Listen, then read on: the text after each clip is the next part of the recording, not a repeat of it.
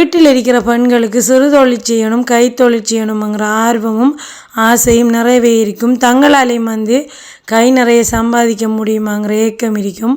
அப்படியான பெண்களுக்கு இந்த வீடியோ யூஸ்ஃபுல்லாக இருக்கும். ஸ்கிப் பண்ணாமல் ஃபுல்லாக வீடியோ பாருங்கள். சிம்பிளான ஈஸியான ஒரு ரெசிபி தான் உங்கள்கிட்ட ஷேர் பண்ணிக்கேன். இதில் நீங்கள் ஒரு நாளைக்கு கை நிறைய ஆயிரக்கணக்கில் சம்பாதிக்கலாம். இதே மாதிரி ட்ரை பண்ணி நீங்கள் சேல் பண்ணக்குள்ள உங்களுக்கு கை நிறைய பணம் சம்பாதிக்கக்கூடிய மாதிரி இருக்கும். இதே மாதிரி ட்ரை பண்ணி பாருங்கள். ஸ்ரீலங்காவில் ரொம்பவுமே ஃபேமஸான நானக்கத்தா ரெசிபி தான் நான் உங்கள்கிட்ட ஷேர் பண்ணியிருக்கேன்.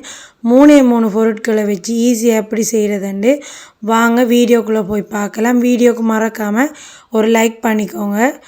நாம் எடுக்கிற இன்க்ரீடியன்ஸுக்கு ஒரு மெஷரிங் கப் மாதிரி ஒன்று வச்சுக்கோங்க. நான் இன்றைக்கி இதை மாதிரி ஒரு சில்வர் கப்பில் 1/2 கப் சீனி எடுத்திருக்கேன்.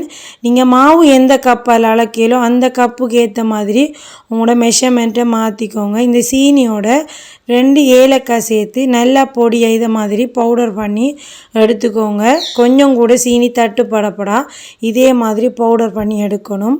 இப்போ இது நானக்கத்தா செய்கிறதுக்கு ஒரு பாத்திரம் ஒன்று எடுக்கலாம். அதில் 1 கப் கோதுமை மாவு எடுத்திருக்கேன். இந்த கோதுமை மாவில் நம்ம எடுத்து வச்ச சீனியை அதுவுமே 1/2 கப் தண்ணி இருந்துச்சு பவுடர் பண்ணின சீனி. 2யுமே சேர்த்து நல்லா ஈவனாக மிக்ஸ் பண்ணிக்கோங்க. 2யும் கலந்து விட்டதுக்கு பிறகு அதே கப்பால் 1/2 கப் சமையல் எண்ணெய் தான் யூஸ் பண்ணிக்கணும். அதாவது கறிக்கு எடுக்கிற தேங்காய் எண்ணெய். இது வாசம் இல்லாததாக இருக்கும். நீங்கள் பட்டர் ஐக்கோ எது வேண்டாலும் யூஸ் பண்ணலாம். வீட்டில் இருக்கிறதுங்கிறதால நான் இந்த தேங்காய் எண்ணெய் யூஸ் பண்ணிக்கேன். வாசத்துக்காக 1 டீஸ்பூன் மட்டுக்கும் நெய் சேர்த்துக்கோங்க. இப்போ இதே மாதிரி நல்ல எல்லாத்தையும் கலந்து விட்டுக்கோங்க. உங்களுக்கு தேங்காய் எண்ணெய் கூடிச்சுன்னா கொஞ்சமாக மாவு சேர்த்து இதை மாதிரி பிசைஞ்சு எடுத்து பிடிக்கக்குள்ள மாவு நல்லா கையால் பிடிக்கிற மாதிரி இருக்கும். இப்போ இதை நமக்கு எந்த ஷேப்பில் வேணுமோ அதை மாதிரி ஷேப் பண்ணி எடுத்துக்கோங்க. நீங்கள் star shape, half Moon shape எல்லாம் கட்டர் இருந்துச்சுன்னா அதை மாதிரி எடுக்கலாம். நான் இன்றைக்கி வட்டமாக பிஸ்கட் ஷேப்பில் தான் கட் பண்ணி எடுத்திருக்கேன்.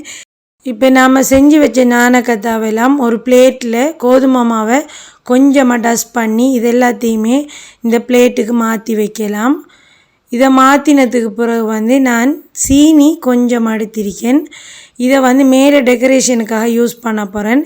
நீங்கள் ப்ளம்ஸ் இருந்தால் யூஸ் பண்ணலாம். அதே போல் நட்ஸ் இருந்தால் அதையுமே மேலே வைக்கலாம். உங்களோட விருப்பம்தான்.